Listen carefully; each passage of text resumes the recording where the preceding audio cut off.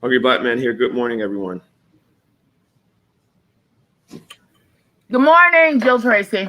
I was watching the sister. You know the sister from Goldman Sachs that's always on CNN. Yeah. I love her. You see that they're saying that taller people can catch corona faster Oh, because God damn it. I'm so tired of this corona stuff, First is man. black, then So it's tired. underlying conditions. Now tall people. And it's crazy because there's people that's been around people with corona, they don't get it, and then it's just a lot. But do they know? Good morning. Hey, Trevor. Hey, Mackenzie.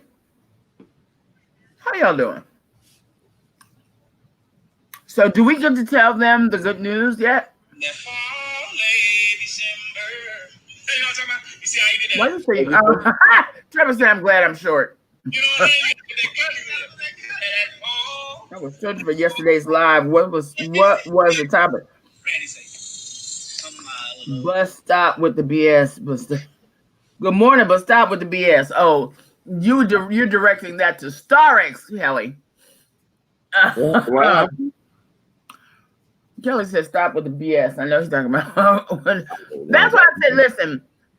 And again, you did not send me the damn promo, Starix. That's how much put your ass on right here. So when they don't see promos, you know why. promo. You talking about from Chef? No, the damn the one the chef did, a fresh squeezed. That could go up to say what time. Like I put out a promo saying the show is on from 9-ish to 11-ish. Because I never know what time you're actually fucking coming. There's Good morning. so we're waiting Would for you like to everyone. break the news? Yeah. I was waiting for everyone to come on though. So we still have a couple people. We have a big, Okay.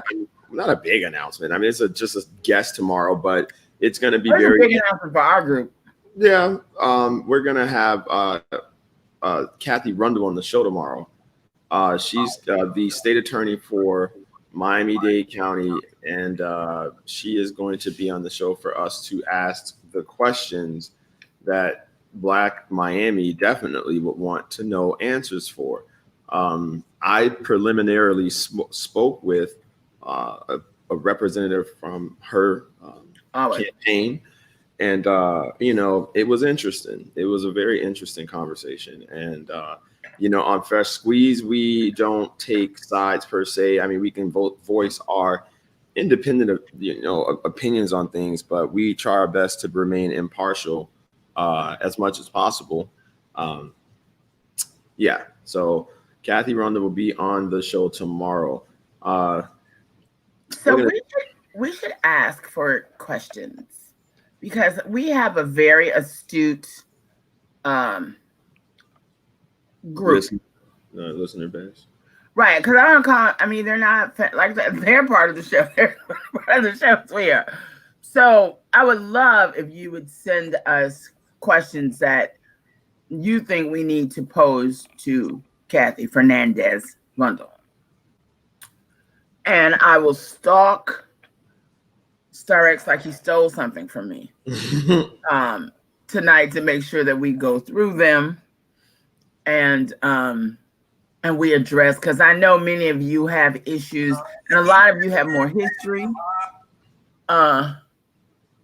with know more history of Kathy's 27-year record that could add context to what we put together to talk to her about. So Black people make the best country music, but yet we don't get to be categorized. Got snubbed, redirected. Oh, did they announce what got announced today? This Or is is that just something random on your mind today? No, this is about country music. The fact that Black people started country music and they know it, they do. But anyway, this guy's one of the best, and he's just fucking around. Oh, okay.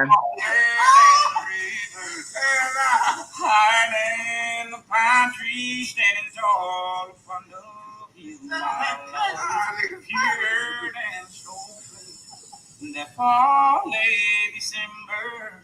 You know what I'm talking about? You see how you did that? Put that little fall. You know what I'm saying? You gotta put that curtain. That fall. You know what I'm saying? You gotta put man. My love is deeper than the Holland, stronger than the river, higher than the partridge stand tall upon the hill. On the phone, I said, Mama, you won't believe what just happened to me. Oh, yes. I'm gonna take your ass to Atlanta. Okay. You say. So what song you want to say now? You want to hear that Tennessee whiskey? Tennessee, damn, I really don't know that damn song like that, man. Let me see, man. Oh, he got it. Oh, I love his voice. I think you're as smooth as Tennessee whiskey. I know that's right. You're as sweet as strawberry wine. You're as warm as the glass of brandy. Yes, nigga. And I'll stay strong on your booty all the time. I think that's how you go. You don't know it. On the sky. So yeah, that was incredible. He keeps on going for like 2 minutes. Oh, he is fantastic. So guys, now that we have everyone chiming in, we had a big announcement in the sense that we're gonna have State Attorney Kathy Fernandez Rundle on the show tomorrow, and Joe would love for you guys to post your questions if you can. If you're from Miami-Dade County, we know we have a lot of out of the county folks listening, so maybe some of you are not familiar, but the state attorney's office in the state of Florida, this particular state attorney is probably one of the most powerful people in the state. This person is charged with bringing charges against people who break the law. So she's going to be on the show tomorrow, and we look forward to that. Now, we're going to start the conversation off today, guys, with just a clip where, thank God, the amount of reward is when I finish. Hold on. The amount of reward for sorry about that, guys. Okay. The reward amount has been increased for Alana Washington, and so we're gonna go there, and hopefully we can get justice for this young baby. Again, we're having a call today and a march on tomorrow. Oh, that's a good one, Roy. Yes, he does. Sam Cooke and Randy Travis. You are. Dead in the search for the gunman who killed a young. That's what I'm talking about. Alana Washington died in a drive-by shooting that happened near Northwest 29th Avenue and 51st Street in Northwest Miami-Dade on Saturday. 3 of her family members were also shot. Miami-Dade's mayor and several other county commissioners have all pledged money, bringing the total reward now to $55,000. If you have any information on this case, call Miami-Dade Crime Stoppers. The number 305-471. Wow. They hit? Oh, they did. It was like that. Oh, okay. Okay. Oh, God. This sucks. What? Okay, hold on, Joe.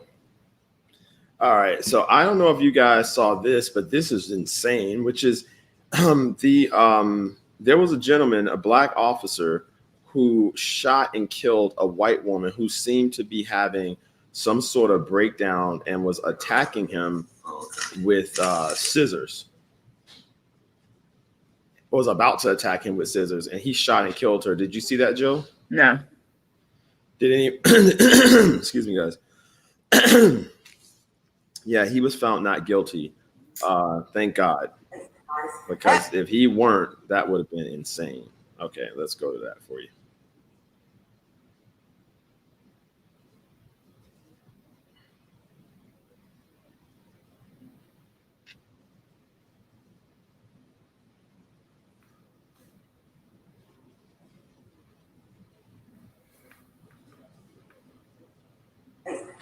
Hey, are you really Hey, get off the phone. I don't see it. We just see your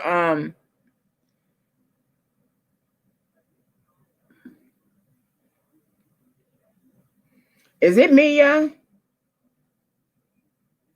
Or do you all see something moving? Or do you just see his face, the front of his Facebook page? Please ask her about this and watch her dance without music. Let me make a cut. Can I copy this? Because I'm going to be doing most of the research. I see this already. Where did he even go? Starks, where are you? Yeah. Hold on. Princess, you up there? You need mommy help? Good girl. I'm sorry, guys. This sometimes StreamYard starts acting crazy.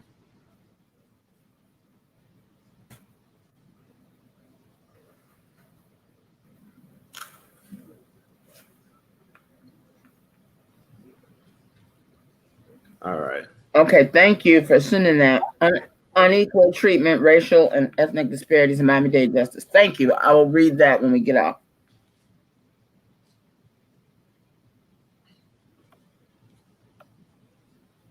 Thank you. All right, guys. Sorry about that.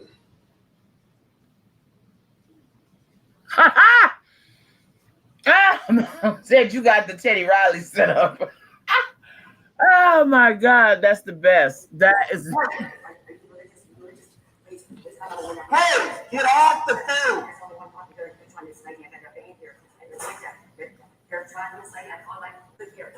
Man, put those scissors down. Put those scissors down.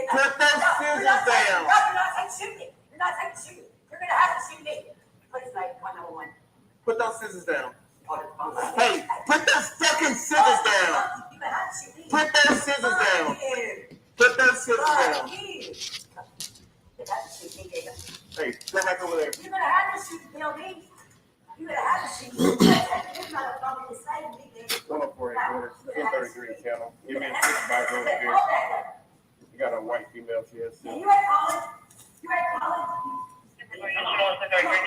Hey, if you come over here, I will kill you. Damn. Drop the scissors. Drop the scissors. Shots fired. Shots fired. White female on the ground. Still got scissors in her hands. Shots fired. Shots fired. Drop the scissors. Drop the scissors. Hey, back up. Everybody back up. Hey, get out. Get out. Get out. Get out. Over there. Go that way. Go that way. Man, drop the scissors, please. Drop the scissors, man, please. Drop them. Drop them. Yeah, it's old, but he got off. His trial was last week, Anthony. So these are for people who've never seen it, and it's short from a different angle right here. Hey, get off the phone. Is she on the phone with a gunshot wound? Man, put those scissors down. Put those scissors down.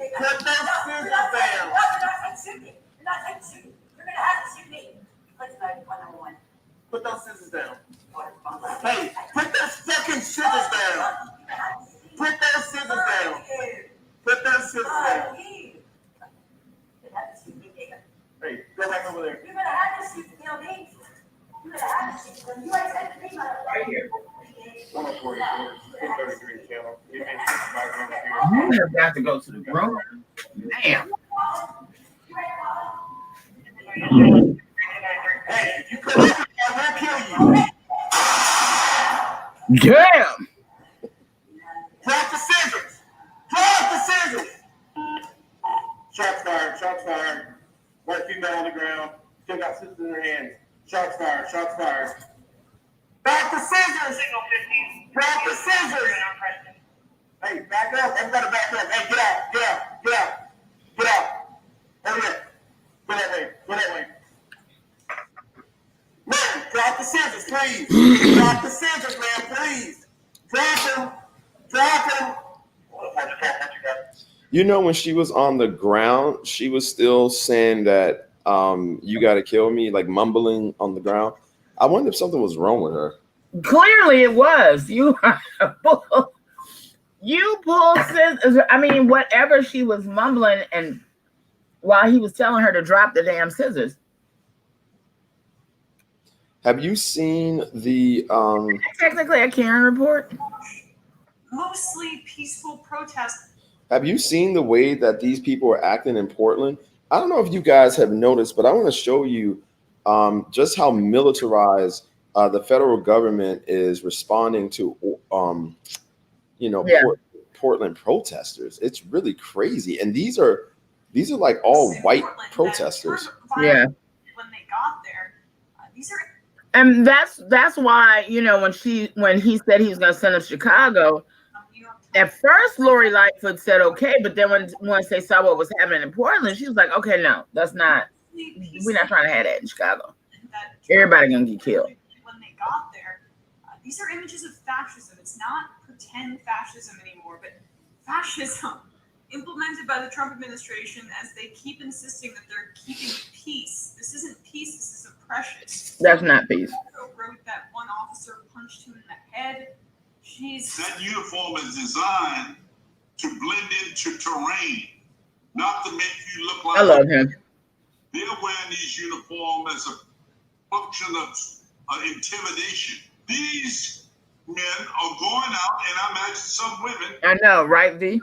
beating people with batons, not apprehending them, as we saw in the case of that Navy veteran the other night, and just beating them. And as we see in this case, detaining people and taking them away. They're not representative of good law enforcement at all. I agree, Anissa. They're acting like an uncontrolled mob on the street with uniforms and badges that they don't show. As you see right here, they beat this man up. And he is a Navy officer. Oh my God! Watch this. What kind of book is this? Again, this is still ongoing as a part of an intimidation effort for protesters demanding that Black people not be killed in the streets by police. It's deeply disturbing. Again, the idea that Department of Homeland Security officials are able to just grab American citizens and throw them into unmarked vans, which is what is happening. Right. And that Trump is basically doing that with impunity, that should terrify everybody. But yeah, the MAGA heads are like, yeah, what a tough guy, trampling on the Constitution that we say that we love, except when it's every amendment except the Second Amendment, so that I can continue to buy an AK-47 and feel, or an AR-15, and feel my manhood is big. Basically, what that is. So what?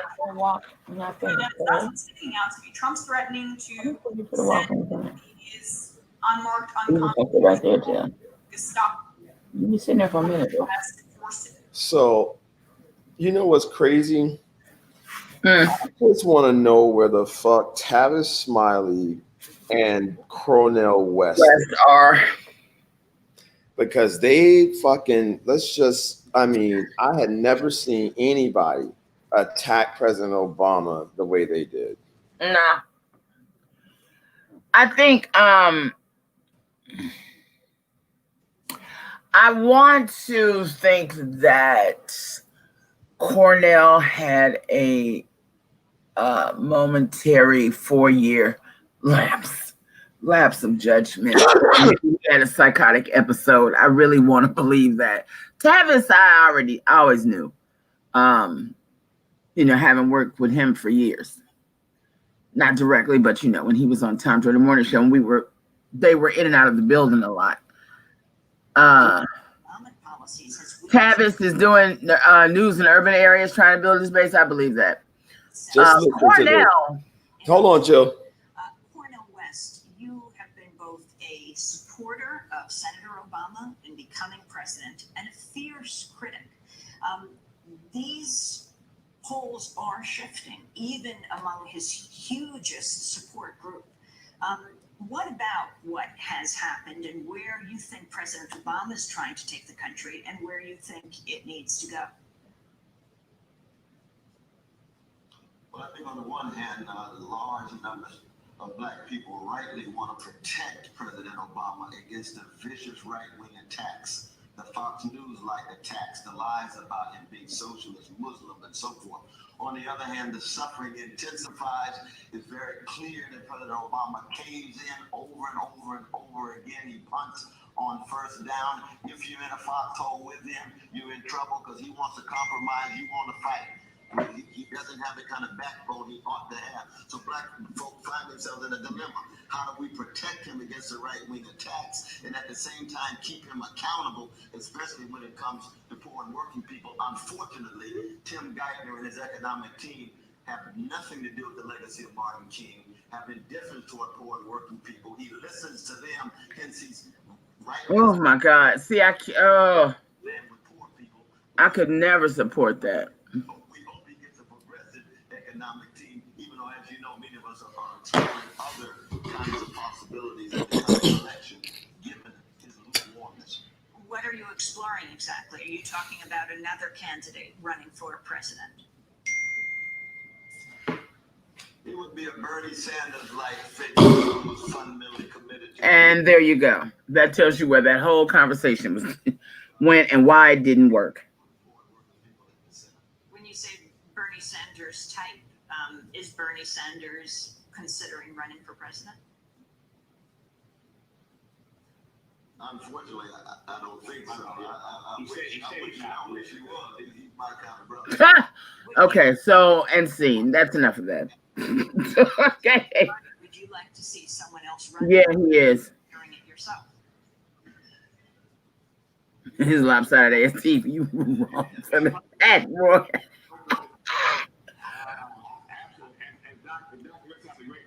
We can barely hear that, and it's annoying because you can't really hear what he's saying, and I really don't want to hear what he said anyway. As you well know, my role on public television and public radio. Did he leave the room? I think Starks left the fucking room. Yeah. Yeah, I think that what happened, Tavis is full of shit. I mean, you know, just period, and bitter. And Cornell, I think, just got, you know, was having a midlife crisis or something, or end of life crisis. I don't know. But I think that he's just he wanted, his whole conversation was like he wanted, for lack of a better reference, Farrakhan to show up at the White House. But the burden on the first Black president of the United States was great to be able to represent the entire United States. And and that is Jesus, the position that is, and I think that overall in sum total, he did a good job and he did us proud, which is why John Lewis asked, Obama to eulogize him, not because he was the president, but because he had to initiate the principles of so many who came before him and lead in a way that history would honor. So if you think about the civil rights movement and the nonviolence movement, and then you think about, Cornel West, everything from Cornel West to Tavis Smiley, and how you can sit in the cheap seats and eat popcorn and, really kind of give your opinion on what you think you would do in that White House is 9 times out of 10 why you are not in that White House. I think that sum total, Obama did a great job as the first African-American president. And, and I think because of that, there will be more to come and there will be a woman. I just don't like the fact that they went so crazy and so hard on him, and this guy's a complete disaster. And yeah, I agree, Roy.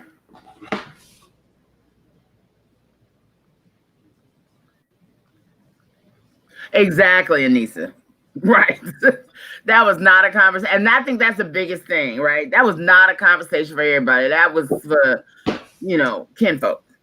And that's where they lost everybody. I mean, you see, people have been keeping the stories of Tavis Smiley at bay for a long time. And then after that happened, it was like, oh, girl, I got other things to do. Oh, they found out about that? Girl, I had nothing to do with that. It was there. Huh? I said they were so wrong because you give him an opportunity to do what he needs to do. And as far as, I mean, we all Black people saw that second term, like second year in, that it was like, okay, Black people really not going to get too much from this. But, we like the fact that, he's a good symbolism for the country, and you just had to chalk it up to that, and that's it. And then after he gets out of office, I think he did. I mean, not. I hate when people negate the fact that he got the Affordable Care Act. Had nobody, the Kennedys could not get that done, and Obama got it done. If that is the Obamacare is the only legacy, if that's the only legacy of his presidency, it changed the world for a lot of people who would be dead now otherwise. True. So yeah, and Trump, you can't do everything, goddammit, and he chose that, and Godspeed. And did it in such a way that they cannot get rid of. They are trying everything right, man, to get rid of it, and they can't get rid of it. So he was too brilliant of an attorney, and was too brilliant Barack Obama is a very, very intelligent man, and I think that's what people just didn't understand. Like, he was so much smarter than he probably was the smartest president that we've ever had, to be honest with you. As far as intellectual aptitude, Barack Obama is probably the smartest president that's ever been. Which allowed him to have that temperament to deal with all of that and not be moved. Yeah. It's not his fault that he, I get mad at his stance on Black America, but it's really not his fault. Technically he's Black American, but he's not culturally Black American. Like, he wasn't raised in a Black American household. He was raised in a white household, and then he was raised all around the country. So he knows what it means to be Black per se, but he doesn't really know what it means to be Black American. And so because of that, he didn't think Black American. He thought like an African that was raised in America. So, and they have a very different, like that Caribbean guy that was in the Pittsburgh Steelers was like, I'm going to stand for the flag because my mom came here the right way, and she got all of my family here the right way. And we struggled, and I made it, and I know what it means to be the American dream, and not understanding the sort of comprehensive, holistic view, and understanding that just because you give your own people a sense of, hey, I see you, doesn't necessarily mean you're divisive. It means that you understand that there is a group that is disproportionately hurting in the nation. And I think the president did that with other groups, but felt some type of way about doing it for Black people, with the fear that he would be typecast as someone that is only looking out for Black people, because that was the white fear to begin with, that he would not be the president. If you elect a Black president, that they're going to somehow enact a little small version of revenge, or, give them what they're owed, which is so crazy to me. I think the fear of those types of white people is so insane. It's like, okay, wait, you're afraid that you're going to have to own up to the sins that made you rich and powerful. You're afraid of that because they know it's not right. They know it's not right. They know that they have privilege. And that's the whole thing about white privilege, right? Those who are really learned and in the deepest, dark, middle of the night moments, in their soul, they know that there's nothing correct about I have privilege because my skin is this color. There's nothing right in that. And they know that. Okay. And that's where the hate comes from, because some people know that, but they move in it anyway because they want privilege, or, they don't want to do the hard work. I think a lot of times they just don't want to do the hard work. It is just to be a full, intelligent, useful human being, when they could just ride on being white. And I could just ride down the street and kill Black people. I can take their shit. I can overcharge. I can do whatever I want to them. And that, that's an abusive. It's like having an abusive husband. That's someone That's said, what you say. Every time you got somebody white fucking with you at your job, you said, I have an abusive husband.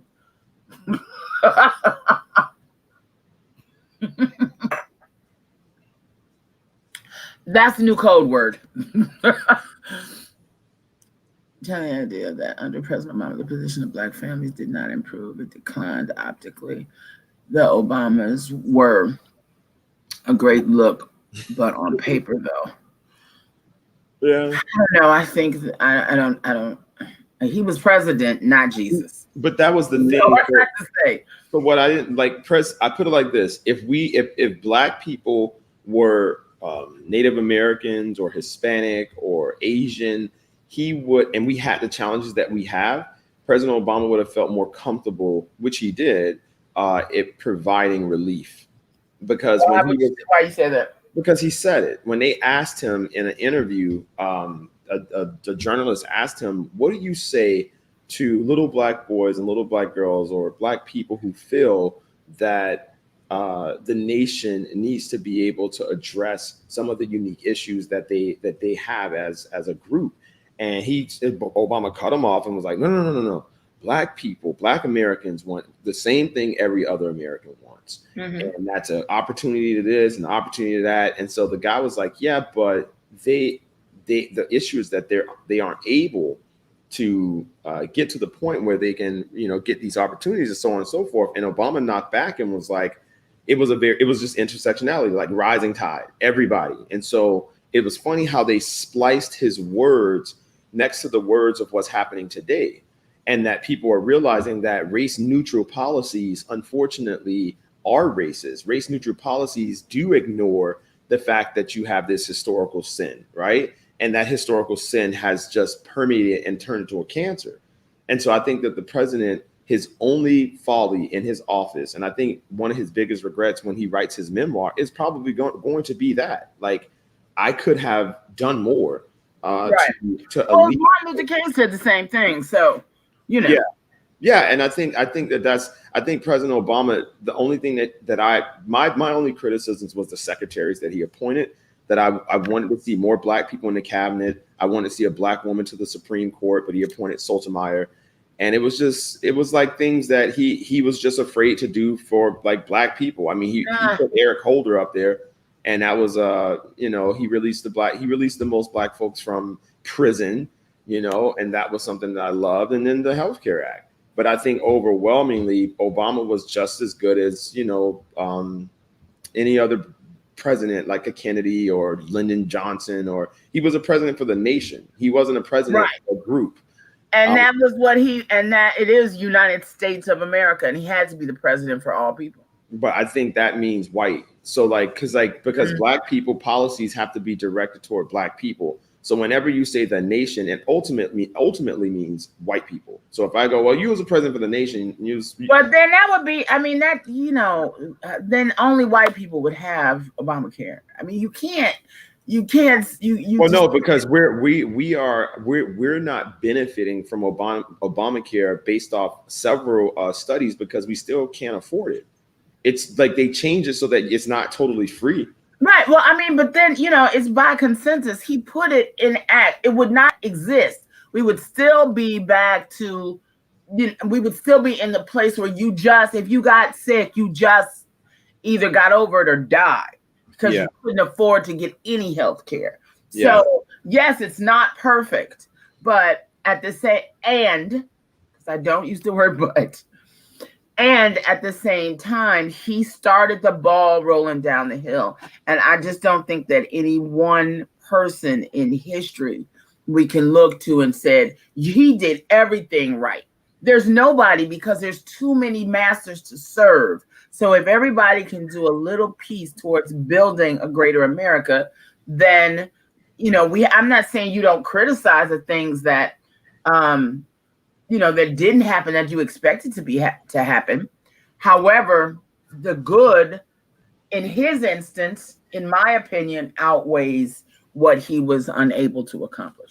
So I think that his stance on black issues, unfortunately, were not progressive. And so if he were a white president, we would chalk him up to like Bush. You know, we would say he wasn't a bad guy. He just was, you know, he just was a white president. And I think that that's what he did. He did what any other white Democratic nominee would have done. You know, he ran on Obamacare, and the country was ready for that. We had the democratically controlled Senate and House, and I think unfortunately, President Obama's memory for me is going to be more rooted in his ability to maintain the most discipline, decorum, civility, grace than I've ever seen any other human do. Like Right. he, you know, that in and of itself is a feat. yes, as a black man, like that's what got me so mad about Tavis Smiley and them acting like coons, because you know at the end of the day, I can understand that everybody's open to criticism, and so as a black president, of course, you're going to be open to criticism when black people are not doing as well as we should, unfortunately, right? But when you're in that office and and like you said, Jill, like we don't know the real deal. You know, we don't know what's really going on. You don't know who walks in that Oval Office and puts their feet on the goddamn desk. Thank you. And say, okay, this is what we're doing. You know, you don't know what, and I'm sure even Trump has that. And I think that's what's going to make Trump lose, because I think that the person who did that, who came in there, I think Trump lost it. And that person or that group was like, oh yeah, you done. Like, you're not going to win. And I think Putin has a vice grip on his balls. Yes. So, you know, we have to see what that is, what's going to come of that. You covered the exact points that Tavis might have discussed. He didn't say Obama was a waste of time or trash president. There were things that he could have worked on by his own admission. Nobody's perfect, and nobody, you know, gets out of this shit alive. He was president of the U.S., not an HBCU. Yes, Reggie Mathis. Well, no. So Reggie, it's not so That's much. a good one, Reggie. No, it's not. It's not so much that. It's just that his rhetoric with other minorities. But you got to give it to him. That's a good analogy. Well, no, I think is misleading. Actually, I mean, I think that like when you're the president of the nation, that's the job of the president, to make everyone whole, right? So when he fought hard for the DREAM Act, when he fought hard for LGBT minority designations and literally threatened public schools of not funding them if they didn't have bathrooms that designated transgendered icons. I mean, it was him showing a stance for a minority group that he felt needed to be made whole. And so I don't think that focusing on a group of people who are disproportionately affected by policies that this nation has created is in any way being the president of a HBCU. You are recognizing the fact that the nation is not whole, and that this very important segment of the nation has been neglected, and that it's on the onus of the federal government to provide the relief in order to amend and to repair that people. And he was uniquely positioned to do that. And so I think that the Democratic Black Caucus was also very complicit, that they could have fought and said, like, you know what, let's have these meetings with the president. Just what you suggested, Jill, when you were like, hey, you know, we don't have to do everything outside. Valerie Jarrett was a conduit for the Obama family and the Democratic Black Caucus. And you know what the caucus was asking for? Things that benefited them, things that benefited their district, and not things that benefited Black people. And so the same exact,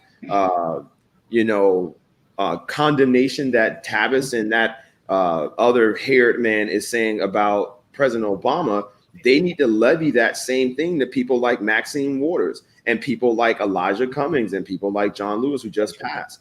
Those were the people that were in Congress forever, and they never once did anything of a meaningful policy that was that was directed toward actually improving Black America. So I think it was a fallacy to only go after Obama because of the Democratic Black Caucus. The Black Caucus was unified.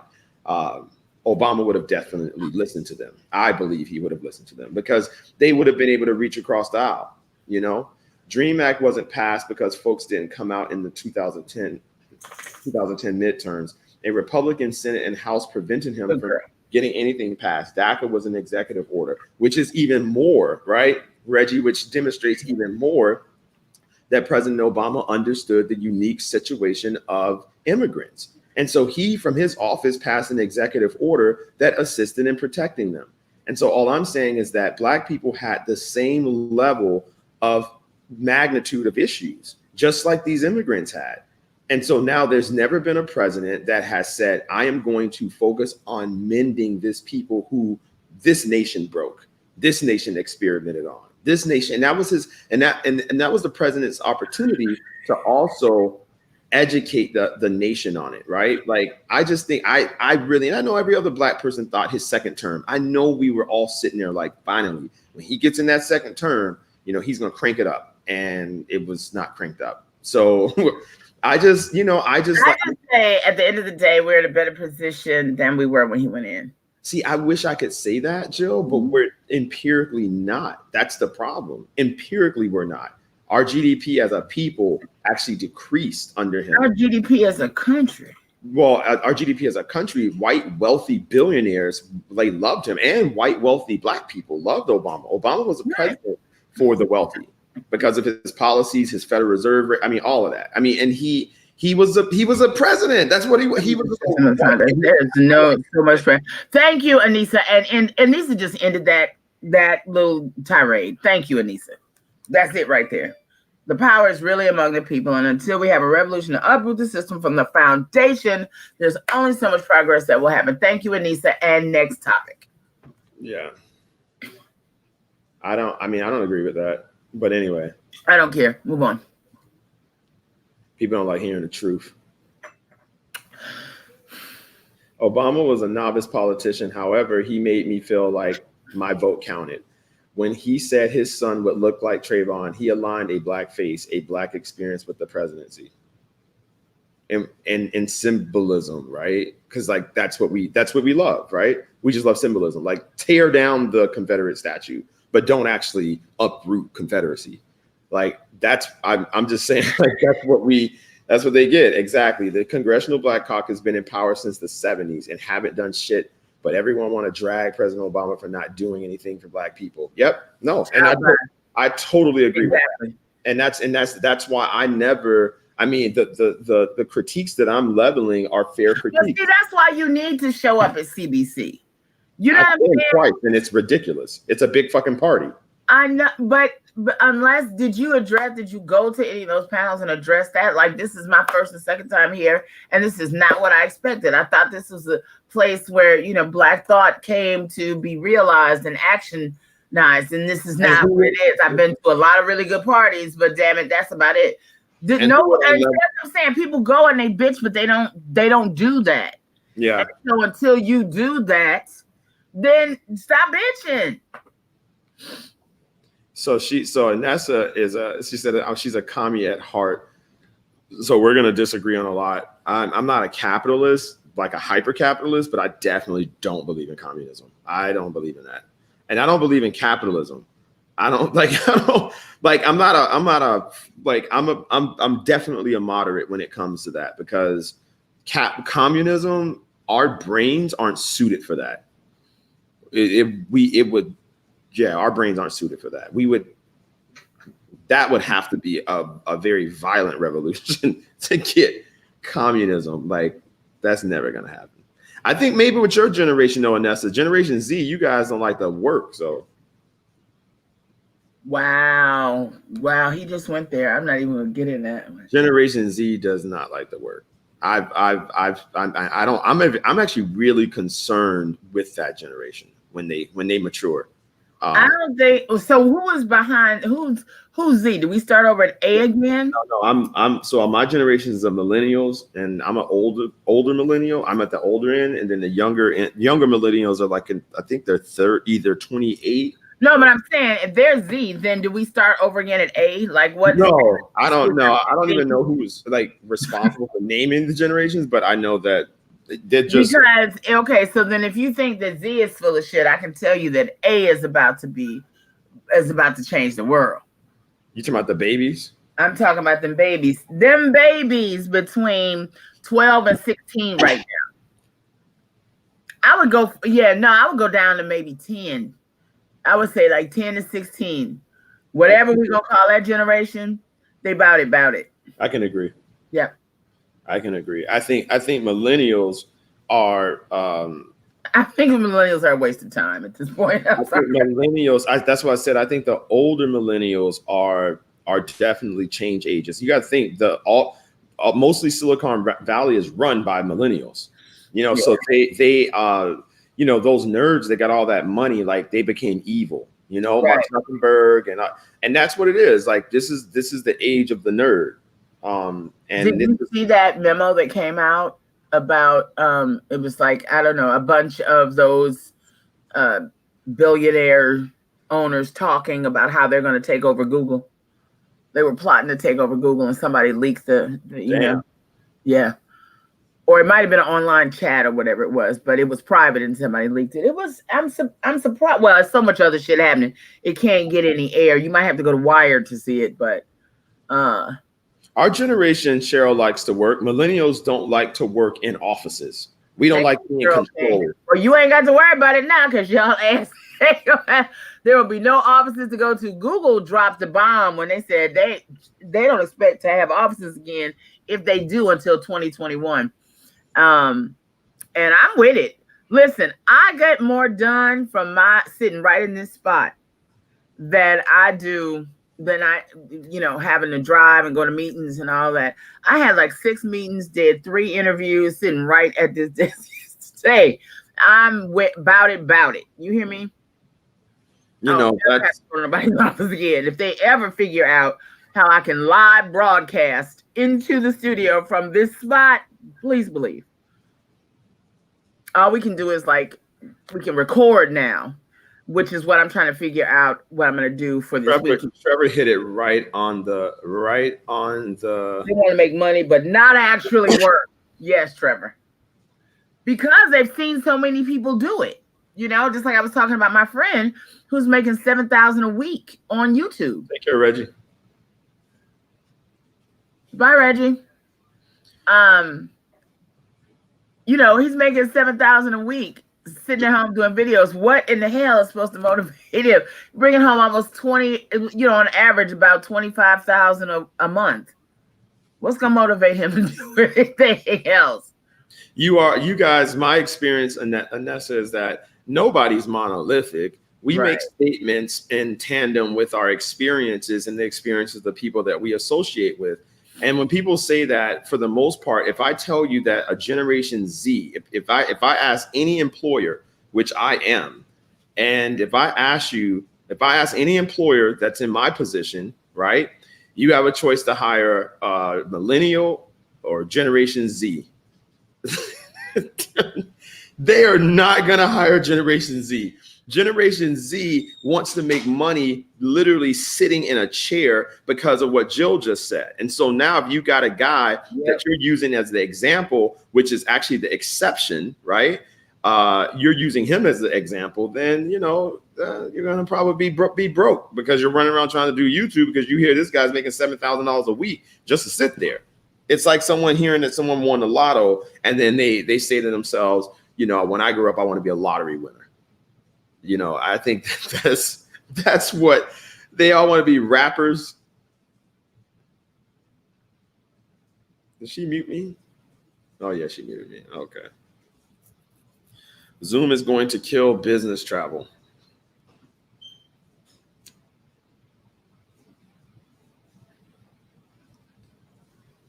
Go down here. Yep. No one sent any questions for Kathy Rundle tomorrow, so I guess you are not lying. Huh? Mackenzie is right. What happened? Mackenzie is so right. Oh, that's on brand. Gen Z is gonna uproot capitalism, so I don't see us being employed by corporations. No, if you guys don't change, you're going to be a big economic burden to the nation because we're going to try to find out what to do with a large workforce that's unskilled and hyper consumptuous and unmotivated. Yeah. That's going to be a problem, you know, and you're right. Full of socialists, commies, and anarchists. That's a big problem. It is. And so, and I don't think people are really, and you will see them. And when they mature, it's going to be awful. It's going to be awful. Imagine these people that the only thing they know, no work experience, no internships, no guidance. The only thing they can remember is being home from a pandemic during their years of college. And then when they're not home, they're throwing bottles of Carousel and Molotov cocktails at buildings and burning. Like, what are you going to do with those people? Yeah, you sounded like an old ass man. It's true. Oh God. So did you see the report that that Yelp put out that 60% of restaurants that shut down during the pandemic will be closed permanently? 60%. Sylvia's, for God's sake, is struggling. Wow. Like, she's like, thank God they had enough space to do outdoor business. Otherwise, they would have to close. I like the thought of going to New York and going to the Schomburg and then walking across the street and not going to Sylvia's is frightening, frankly. Have you ever tried the chicken rub? They sell it. Yes. It is amazing. If those of you haven't tried it, you can get it at Delaware Chicken Farms. That's like the only place locally I've ever seen that has it. Where's that at? Delaware Chicken Farms. Delaware Chicken Farms is on what is that? Sterling, the corner of Sterling and 441. It's like catty corner to Hard Rock. You'll see it's a big white chicken on the roof. Mm. It's exceptional. I go there for just about everything. I went there and I bought chicken breast. They were, they're more expensive. And I was like, well, let's just see. And then I grilled them. I was like, oh my God, I forgot what real chicken tastes like. Chicken with no sodium, no fillers, nothing injected. It was amazing how, how your taste buds have memory, right? It was, yeah. And so it is a little more expensive, but it doesn't have all of that. It comes straight from their farm. It's, farm. Is it organic? They do have an organic section. I don't think all of it is. I don't know. Let me take that back. I don't know if all of it is. They can't survive, then it's a wrap for most Black-owned restaurants. Exactly. If Sylvia's don't make it. Speaking of which, have you talked to our guests from Red Rooster lately? How are they doing? They're doing well. That's good. We should go over there and go live from them one day. We haven't been there. So I'm actually going to be working with Casey Healthy Cuisine. Here, I'll send you guys the address for Delaware Chicken Farms. Yeah, I'm going to be working with Chef Dominique from Casey Healthy Cuisine. Mm-hmm. Because I am doing the whole, when we get I was planning to start, I started Monday with the diet, but August 1st is going to start this whole thing that we started. So how are we going to start when you started Monday and No, I'm saying I started in like a preliminary diet. Like I just had to do like a cleanse. So I haven't really been eating stuff. And that's why, so yeah, we need to start on. And you were not an only child, which is amazing to me. We need to start on the 1st. And all it is, Jill, is that we're going to just do, like, we know what to do. We just don't do it. Here, you got to figure out, here, I'm about to put this address in here in the private chat. I sent it to you. Put that up on the comments. You got to figure out how I can get to, how I can add to the comments. Yeah, I'm gonna talk to you. I'm having to send it to you to send to them. Either way, like it's gonna do the same thing. You can't like respond to Trevor or Cheryl, or you can't do. Well, no, but I could send. I'm sending you the address to Delaware Chicken Farms. Everybody got it. They got it? Yeah, I posted it.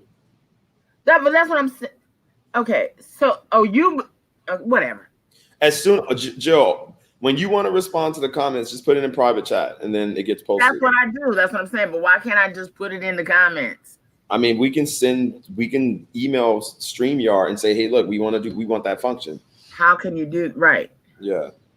Because I'm building out the My Black Pantry site, and I meet with the programmers twice a week, and it's it's a lot. It's a lot to go through things, Like the guy that's working on. I've been working on my website for 2 years, but I think I finally have somebody who knows what the hell they're doing. I gotta pay. I pay $5,000. Okay, I have to because it's an e-commerce. Well, yours is different. You got commerce. You got a whole bunch of shit going on yours. Mine is simply, my presence on the web right now, and then I'll decide where it goes from there. But so much I do. There's so much between Hot Talk, cocktails. It's so much content that I give out, and then people want to go back and find, and there's nowhere to go get it. So that was like, okay, you really got to put up a site. And that Grocery Store Chronicles, it's so funny because it's the like randomest stuff that you don't necessarily think people care about, that they are really like. Herman Cain died. Herman Cain? Yeah, he died of COVID. That ran for president. He was in there still talking about not wearing a mask. Oh, well, he's dead. So there you go. So let that be a lesson to everybody that, that mask saves lives. Who told you he died? It's breaking right now on CNN. And then they put on CNN 2 days ago, Herman Cain receiving oxygen and getting better while battling COVID. And then he dies? And yeah, that's what Dr. Ashby said. Dr. Ashby said that this virus, he said that you can feel better and then literally take this fucking dive. Yep. Listen, that's why when he told me to stay because Princess is supposed to go to the vet tomorrow, but I'm gonna have to call and be like, I'm sorry, I can't come. And neither can she. We'll have to reschedule that. Yeah, he's dead, Leslie. Okay, we got two. We don't know if pets can get it or not. We got two. Yeah, they can.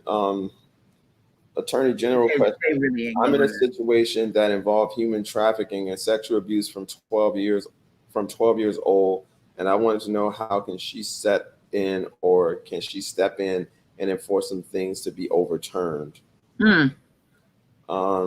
Please ask Kathy why she has not prosecuted any cops who have committed acts of police brutality, and ask her about her alleged connection in making defendants pay a fine as a donation to charities she was either on the board or had influence over, allowing such defendants to get lesser charge and no jail time. Herman Cain was too damn old to be out here talking about. Roy, I cannot wait to meet Roy. We gotta have a cocktail and Kiki Roy because we are of the same tribe, honey. Yes, exactly. That's probably what killed him, Cheryl. I finally got Princess to go to sleep, Cheryl, too. They're napping. Finally. She's ready to go out. You saw her looking out the window like she does that. Y'all never even met the other dog. That's how low key she is.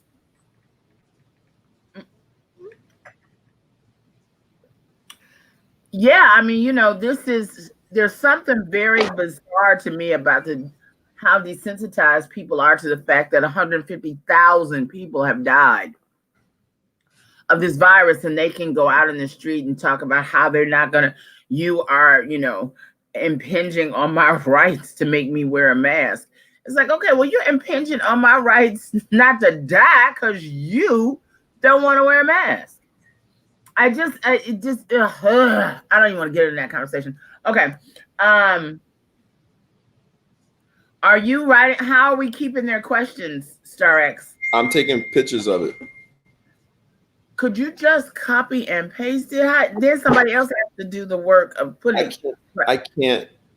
Please ask Kathy how she direct file. That's not her. Like, it's her, Elizabeth, but it's her juvenile prosecutor. Those people are like independent. She can't really like. I will do this. She would have to fire the person because that's what people don't understand. Like she can't meddle once they have What time does fast food breakfast stop? I don't know. Denny's and IHOP don't stop. Okay. They're like puppy. Is it 11 or is it 10:30? It's 10:38. No, I'm talking about what time do they stop? Do you know if it's 11 or 10:30? No, they don't. Denny's and IHOP don't stop at all. You get breakfast. I'm talking about fast food, like McDonald's and McDonald's? Shit. Oh, I don't know. I don't know. I haven't been to McDonald's and I don't know. Why are you calling McDonald's? Who are you trying to send to McDonald's? Oh, 11. Thank you, guys. Jesus Christ. Jill's turning to FBI. Just ask one question. As you just said, we about to start diving. Like, when does fast food breakfast? There is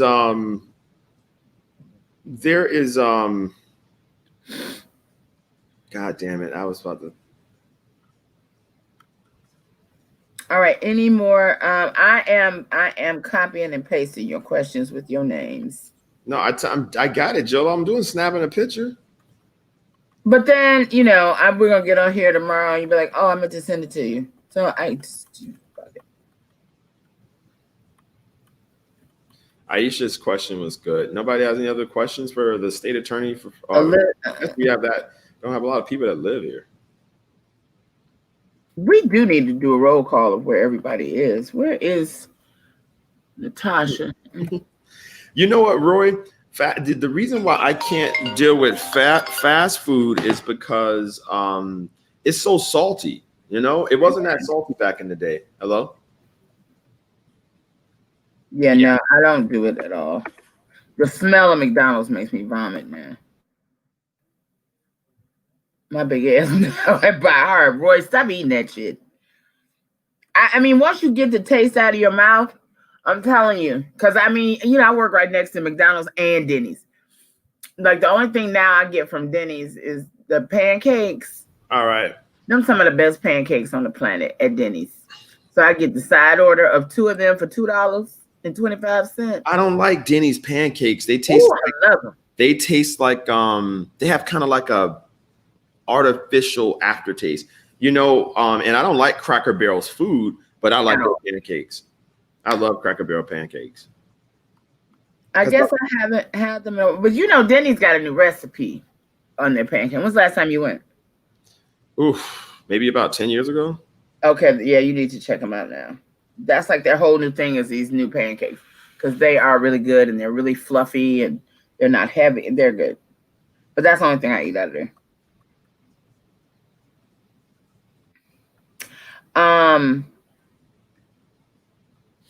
All right, moving on. Kathy Ronald's going to be on tomorrow at 10:30 a.m. Very good. Yeah, Trevor, IHOP pancakes are better, but that's what I want to open. I want to open a really, it's a place in, you really don't have good pancakes in Miami. I think a place called Eating House over in the Gables, they have really good pancakes. They have good pancakes, yeah. But and I know I was talking shit about the Biltmore, but when they do their brunch, their pancakes are delicious. Ain't nobody mess with the Biltmore's brunch. Why were you talking shit about the Biltmore? I love the Biltmore. I wasn't talking shit about them. I was just making reference. If you haven't been to the Biltmore, you should go because I think more than anything for me, the Biltmore is a study in, preservation.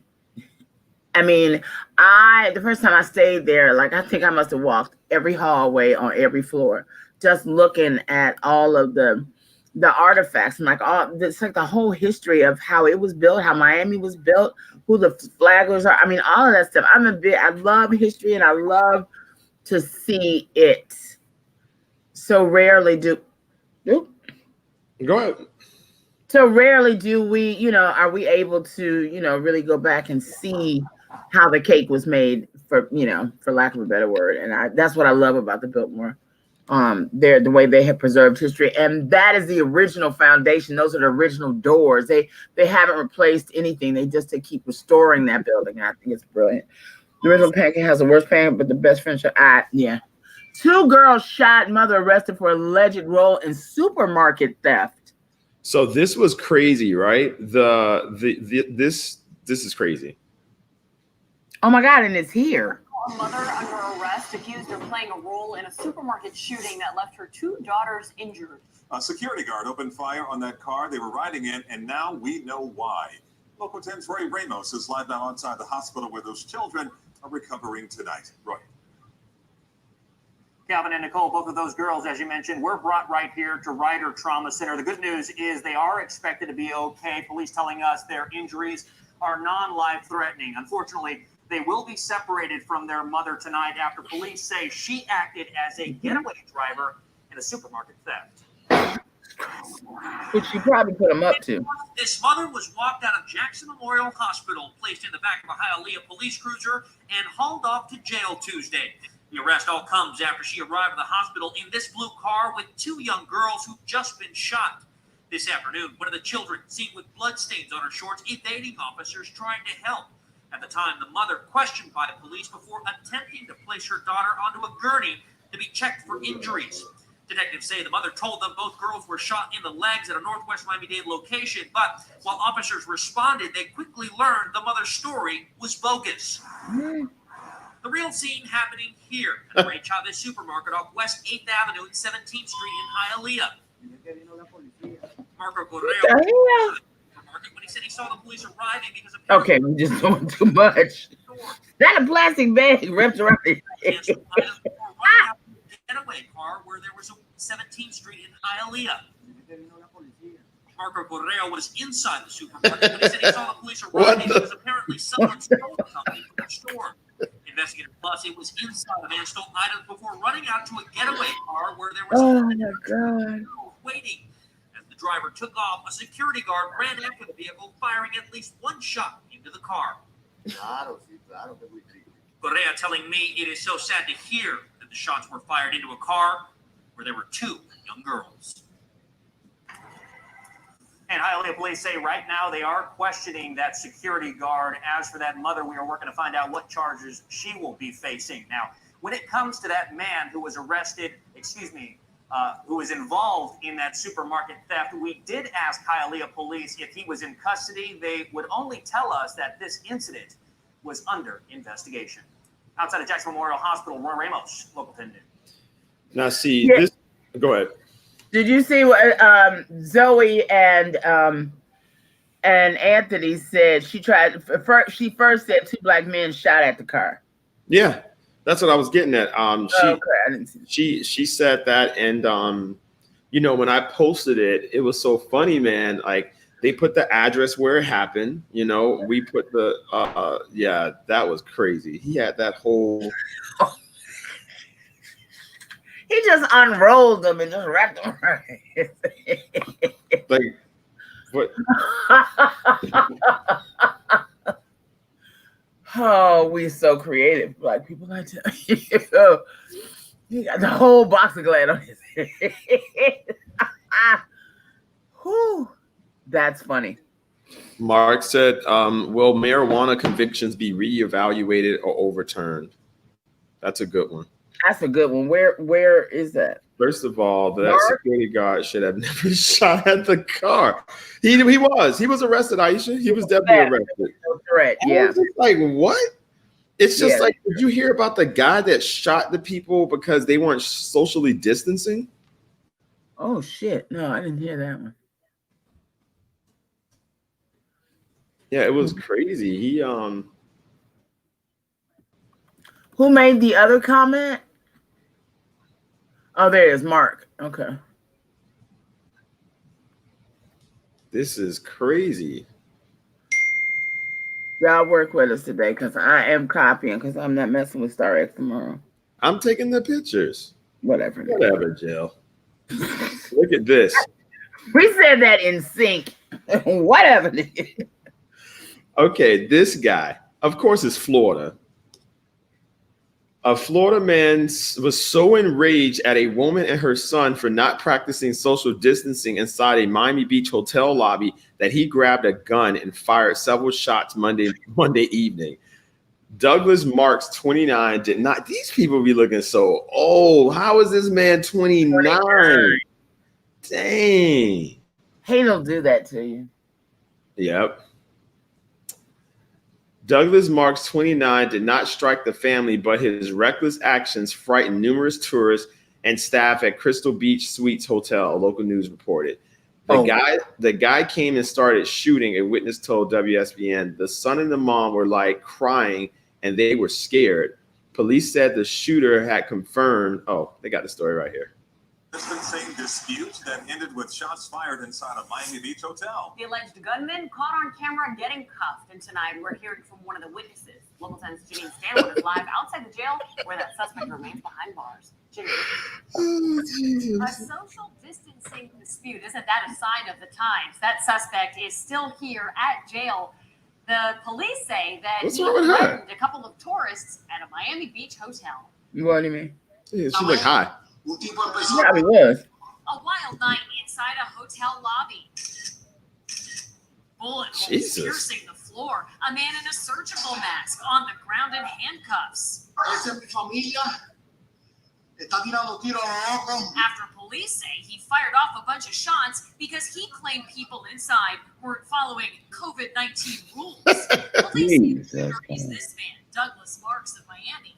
Witnesses say he confronted a woman and her son inside the lobby of the Crystal Beach Suites at 69th and Collins. Well, there you go. Distancing reportedly said, then you all need to leave before grabbing a gun and shooting. This witness, who didn't want to show his face, says he shielded mom and son. How many shots do you think? Like 6. And says he's grateful I'm a lucky person that he wasn't struck and no one else was either. Wow. Hey, what? Yeah, boy, that man look old as hell. It's about more like 59. Guys, okay. You know, yeah, for real. Some of these 20-year-olds look so rough. They do. It's the drugs. It's the drug. This drug culture is something serious, man. Yeah.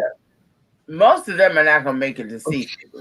Why do y'all keep just putting Herman Cain dead from coronavirus? We God forgive me. I think maybe that God snatched the headlines of the races. Nikki, you funny. No, I'm just saying V just put Herman Cain dead from coronavirus. Like, right. I mean, she might not have heard it when we said it the other time. Oh, okay. Now you know that the service starts at 11. For Herman Cain? No, that would be really good. Be like, let's get this nigga in the ground. No, for John Lewis. Oh, I think it's incredible that President Obama's doing the eulogy. Yeah, me too. That's what I'm saying. Wouldn't that be great if you got a president do your eulogy? That's huge. Well, I mean that was. I mean they had a very intimate friendship. It looked like it. Yeah, I'm sure he may not talk about it, but I remember when I interviewed him, John Lewis, for the South Florida Youth Summit, and he spoke eloquently and highly of Obama. Sadly, our dear friend Adrian Freeman, who passed, was the only one that had a recording of that interview. And apparently, when he passed, nobody went through his. Did you know that John Lewis's son was adopted? No. Yeah. He was a good man. He was a great man. He was a great, humble servant. And a Sigma. And was he a Sigma? Yeah, they had his Order of Omega service yesterday. Wow. I shared it to my page. Yeah, no, he just was really, and I think, and one of the reasons, because his level of authenticity, because when you met him, it wasn't, he greeted you as you felt like he greeted everybody. He greeted me the same way he would have greeted Michelle Obama. You know what I'm saying? He just was that, every life matters to that level person.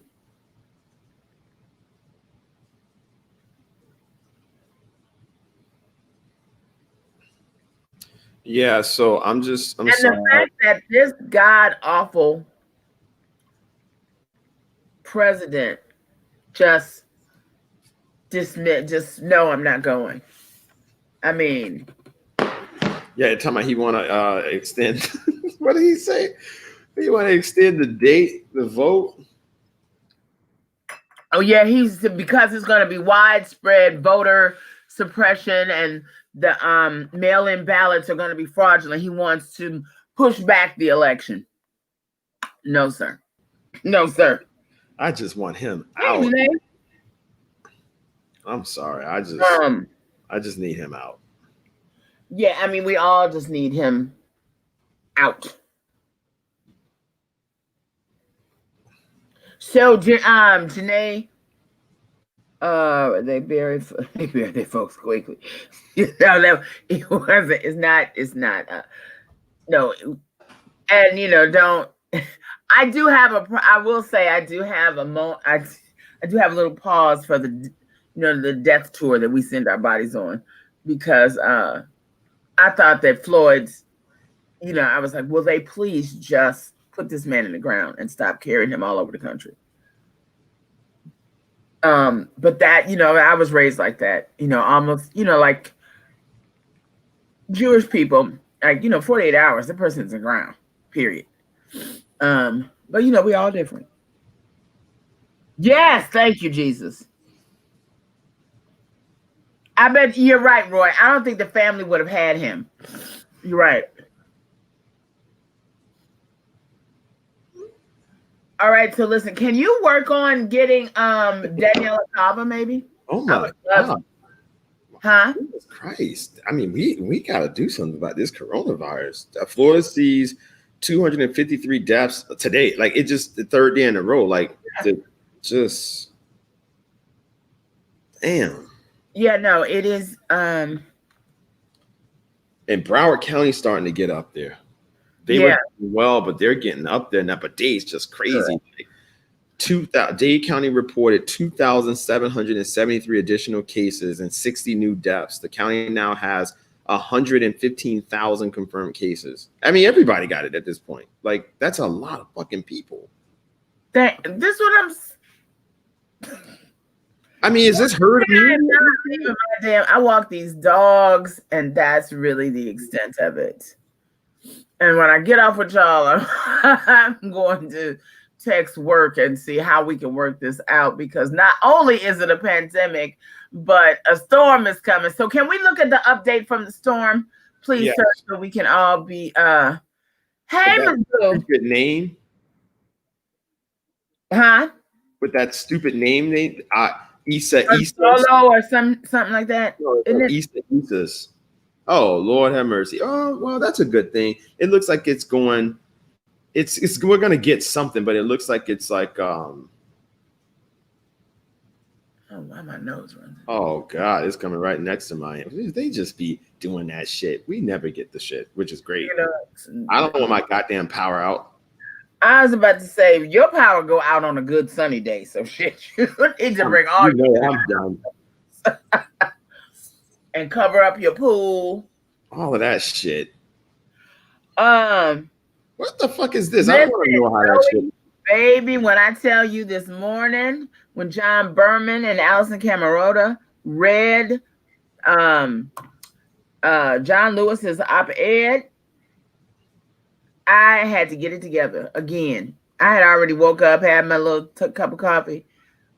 It's so beautiful. And I'll start again if I even talk about it. But if you haven't read it, please read it. It's just, I'm going to get my New York Times today, and I'm going to have it framed and put it in here right next to Toni Morrison. I'm gonna move myself from next to Toni Morrison. I'm going to put that speech up. Because his last words that he wanted read, John Lewis's last words he wanted read on the day that he was his funeral. For real? Happened, yeah. And they read it this morning. Several shows have read the entire piece. It's like 750 words, but it's absolutely beautiful. I want to see that. I want to look at that every day I get up. Storm East. Before I leave my house. It is a tropical storm officially now, and top winds are 60 miles an hour. It'll be moving over Hispaniola here during the day today, weakening from 60 to 50 mile an hour winds. But it's going to miss Cuba altogether. Fuck. So that gives us a chance to Thank you. and reorganize. And slam the hell into Miami. Man, fuck y'all. An hour. It's approaching us. And again, notice the computer models, some of them taking it further east away from us. So right now, That shit all the way nearly east. over us or somewhere Okay. All the models taking that shit east. Y'all just be wanting that So shit to Saturday hit. is a wet and windy day for sure, and they're moving more quickly away as we head into Sunday night and Monday. So it looks now like Saturday will just be the wettest, windiest day. But I'm going to show you the two computer models. No. Okay, the GFS. No. Hello. They just Can you that. turn that on for those of us who have to be out in the street Saturday and Sunday? I mean, he just said it's not gonna hit us.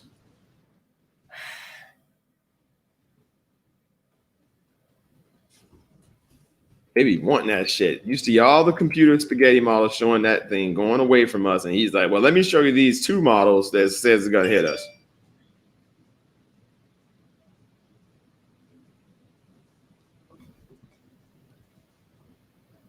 Wow. Sure. Yeah, that's amazing. Yeah, and I don't know about kids going back to school. I haven't, if I know. August 31st. Listen. Actually, it's on the op-ed page, V, of the New York Times. So I bet you if you go to here, let's see, if we go to NewYorkTimes.com. No, the weather's fine tomorrow. That's why we moved the rally for tomorrow. Well, and we'll make a decision today. But it's not, tomorrow's weather is fine. It's actually sunny all day. The weekend is storming.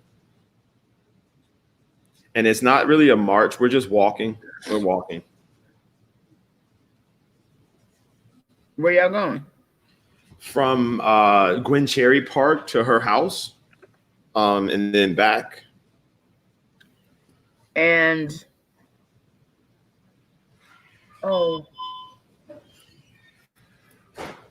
Shit. Oh, well, we got 1 minute okay, left. so listen. Of history. I'm going to suggest that we all, those that we can, all leave now and go watch John Lewis's. That's service. exactly what I'm going to do. See you guys.